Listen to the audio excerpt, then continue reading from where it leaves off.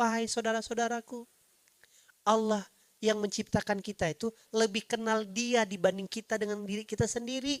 Kalau ujiannya kita tuh levelnya 7, maka kemampuanmu 8. Nyambung? Nah, maka berfokuslah. Satu, kemampuan kita, ujiannya 7, kemampuan kita 8. Dan di balik ujian itu ada 3 kado yang menunggu. Ada ampunan. Kalau gara-gara ampunan Allah takdirkan kita masuk surga, maka kita ridho enggak dengan ujiannya? Kalau gara-gara ujian tadi, kita dapat kasih sayang Allah, dapat cintanya Allah, kita terima enggak ujiannya? Kalau gara-gara ujian tadi, gara-gara kelaparan, gara-gara ujian hati, pengkhianatan, justru itu menjadi petunjuk dalam kehidupan kita, yang kedepannya Allah mudahkan seluruh urusan kita, Allah mudahkan pekerjaan kita, Allah mudahkan bisnis kita, Allah mudahkan keluarga kita. Kita terima ada ujian kelaparan dan kekurangan jiwanya? Maka harusnya ketika diuji, sedih apa gembira? Gembira. Maka kalimat innalillah tidak cocok lagi di kesedihan. Nanti aku lihat tunangan kau jalan sama cewek lain. Alhamdulillah, innalillah wa inna ilaihi raji'un. Gitu. Betul lah kira-kira. Itulah, coba kalimat kencana itu, cerita, coba lihat ekspresifnya, kencana. Aslinya sedih atau gembira kalimatnya? Oh, sedih aslinya. Ekspresif aslinya itu coba, kok kita bisa bilang kencana? Harusnya kita juga bisa bilang innalillah wa inna ilaihi raji'un. Laila, apa? Betul kan? Laila, iya Pak, ya kamu ndak bisa ujian skripsi tahun ini, 3 tahun lagi lah. Innalillahi wa inna ilaihi raji'un Pak, Bapak gila emang Bapak nih. Saya nak kawin Pak, tolonglah Pak. Enggak. Nah, justru yang membuat kado itu ndak pernah jadi, ketika kita diuji kita bersedih, itu masalahnya.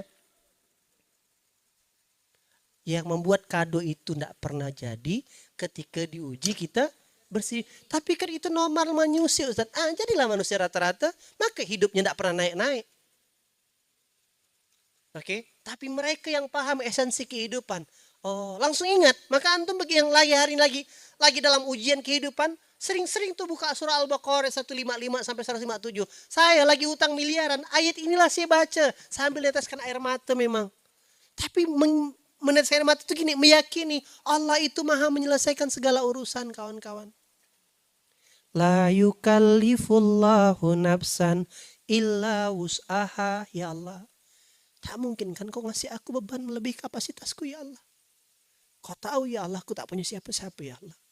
Kau tahu ya Allah, aku udah mencoba jadi istri yang baik. Aku udah mencoba jadi suami yang baik. Tapi kalaupun ternyata takdirnya harus berpisah ya Allah, aku kembalikan dulu juga aku sendirian tak punya apa-apa selain punya Engkau ya Allah. Ya Allah, kalaupun memang bisnis ini harus dibangkrutkan ya Allah, memang partner bisnis yang kau kirimkan itu adalah orang yang untuk menyadarkan hamba bahwasanya aku tuh harus dipercaya denganmu ketimbang dengan makhluk. Aku ridho ya Allah.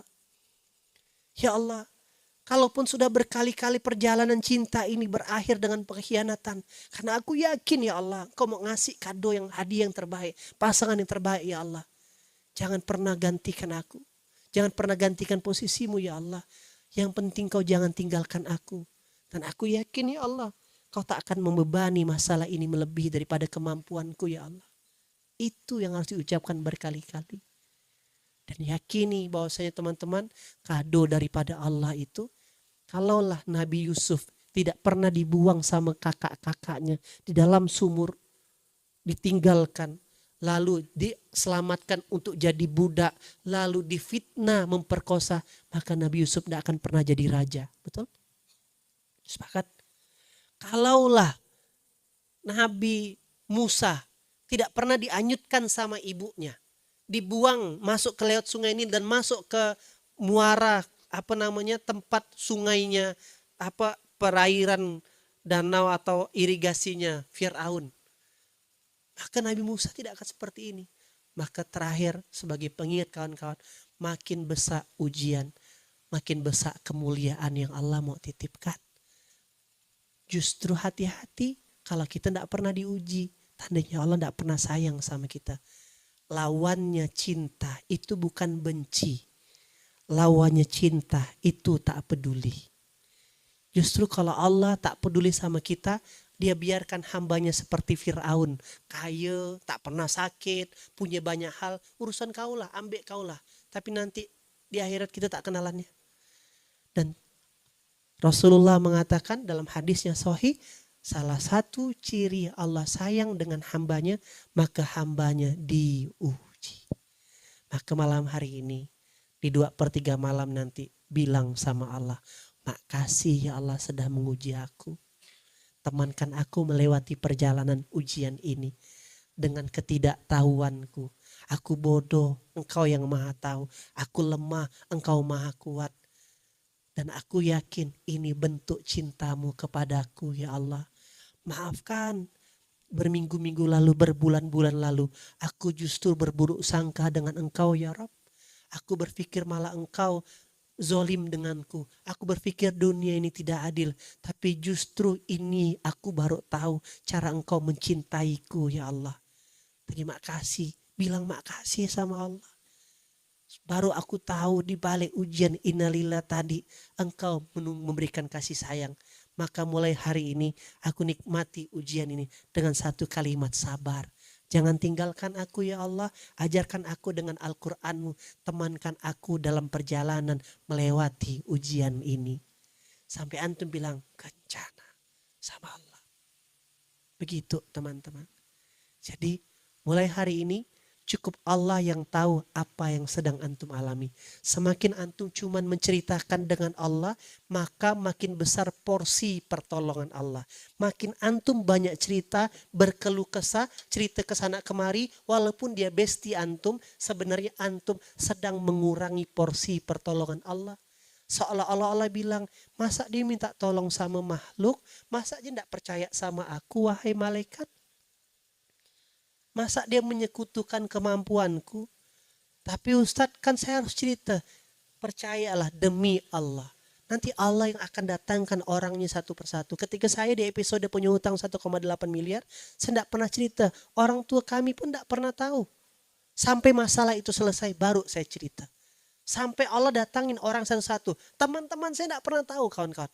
Ketika saya lagi patah hatinya. Tak pernah saya galau. Walaupun balik ke rumah ya tahu sendiri gitu ya. Siang tuh lagi semangat. Balik ke kamar laguin Cinta Ini Membunuhku. Tetapi teman-teman rahmat Allah, ingat tuh rumus yang terakhir tadi. Allah tak pernah membebani melebihi kapasitas kita. Betul? Yang kedua kawan-kawan, jangan selingkuh dari Allah. Maksudnya Ustaz? Udah cukup ceritakan urusan ujian ini kepada Allah. Semakin kita menceritakan kepada makhluk, walaupun itu teman dekat kita, sejatinya kita sedang membagi porsi pertolongan Allah. Masuk akal? Karena Pak Nabi Yunus mau cerita ke siapa dalam perut ikan? Nabi Adam mau cerita ke siapa? Bahkan Nabi Ayub ketika puluhan tahun sakit tidak pernah minta sembuh. Nabi Ayub cuma bilang kalau Allah ridho dengan penyakit ini, aku ikhlas wahai istriku. Maka malam hari ini kita tutup majelis pada malam hari ini dengan minta dan berdoa sama Allah. Semoga Allah kasih kesabaran dalam hati kita. Nanti saya kirimkan surat 7 ayat 124, doa minta sabar. Sabar tuh tanpa batas, tapi butuh diminta teman-teman.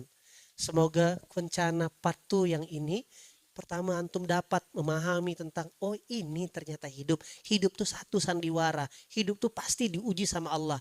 Dan ternyata di balik ujian Allah tuh banyak hadiah yang Allah mau kasih. Kita saja yang tidak tahu maksud dan rencana Allah.